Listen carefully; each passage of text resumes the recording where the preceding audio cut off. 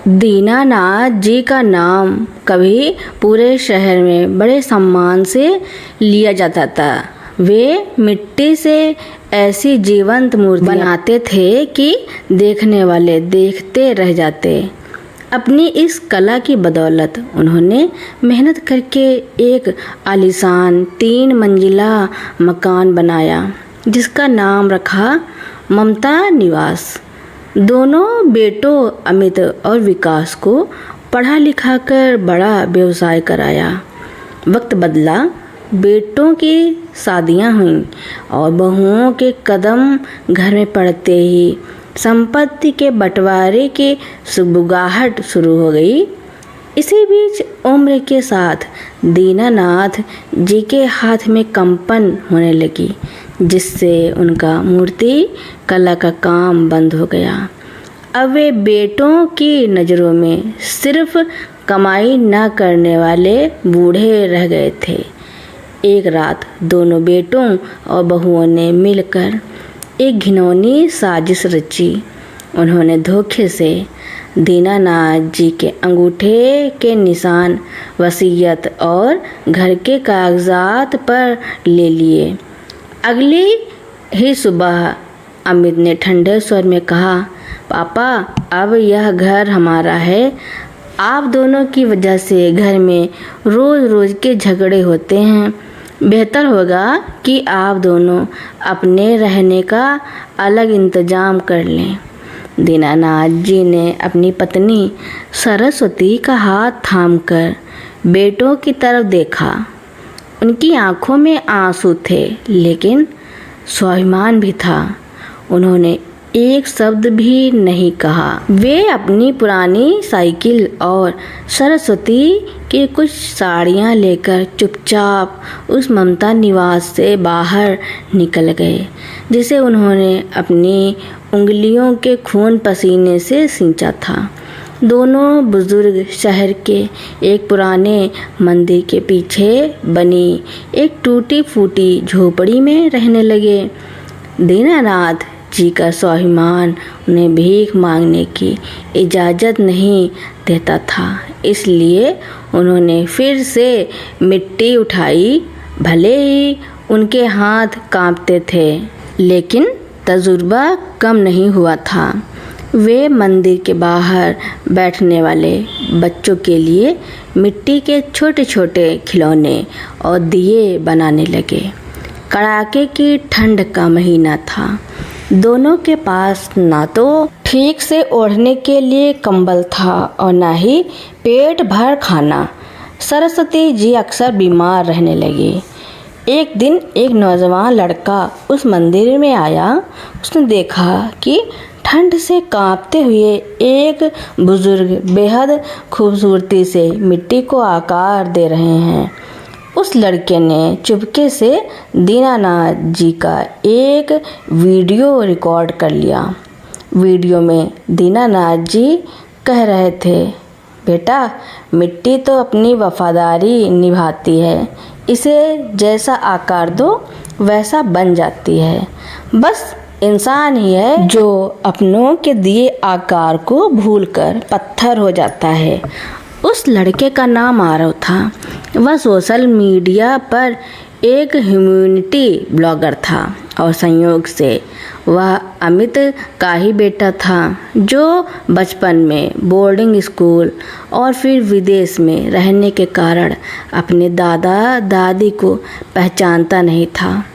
आरव ने वह video internet पर डाल दिया।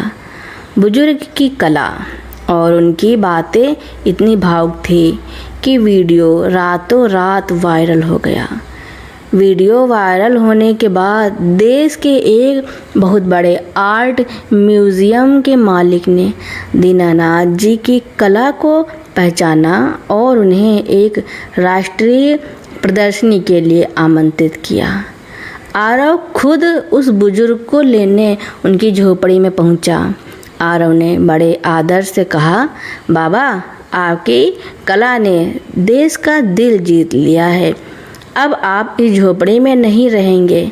चलिए मेरे साथ मेरे घर चलिए।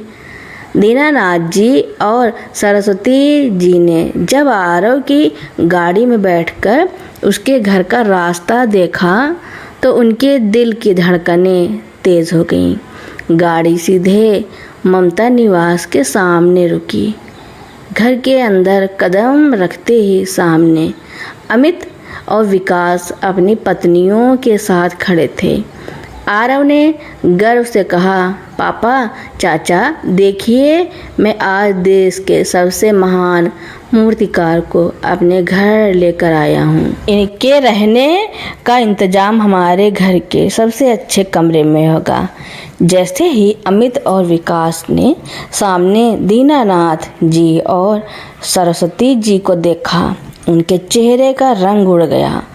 उनके पैरों तले जमीन खिसक गई। अमित हकलाते हुए बोला, तू इन्हें यहाँ क्यों लाया है आरव? यह बुढ़ा? आरव चौंक गया।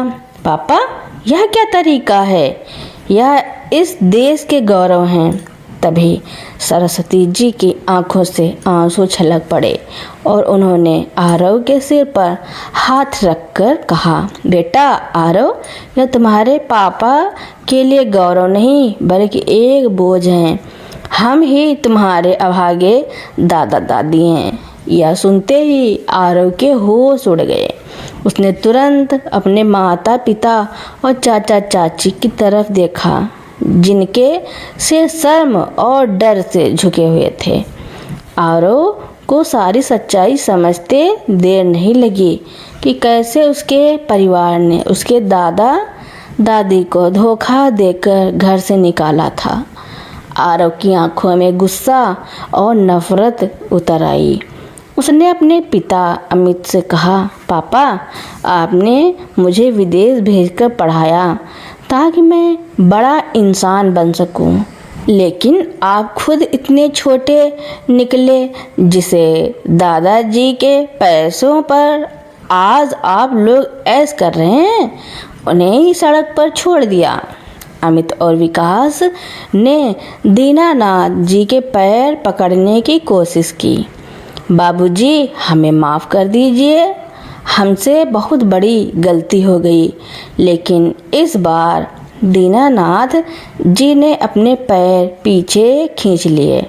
उनकी आवाज़ में एक अजीब सी मजबूती थी। उन्होंने कहा, अमित, विकास, मिट्टी जब तक कच्ची होती है उसे बदला जा सकता है। तुम दोनों वो बर्तन बन चुके हो जो आग में पककर टेढ़े हो गए हैं। अब तुम सुधर नहीं सकते। आरव ने तुरंत कदम उठाया, चूँकि यह मकान और संपत्ति दीनानाथ जी की कमाई की थी और बेटों ने धोखाधड़ी की थी। आरव ने अपनी कानूनी समझ और एनजीओ के सहयोग से वह वसीयत रद्द करवाई। कानूनन पूरा घर फिर से दीनानाथ जी के नाम हो गया। दीनानाथ जी ने कड़े शब्दों में फैसला सुनाया, इस घर पर अब सिर्फ मेरा और मेरी पोती पोतों का हक है। अमित, विकास, तुम दोनों ने 6-6 महीने हमें रखने का नाटक किया था ना।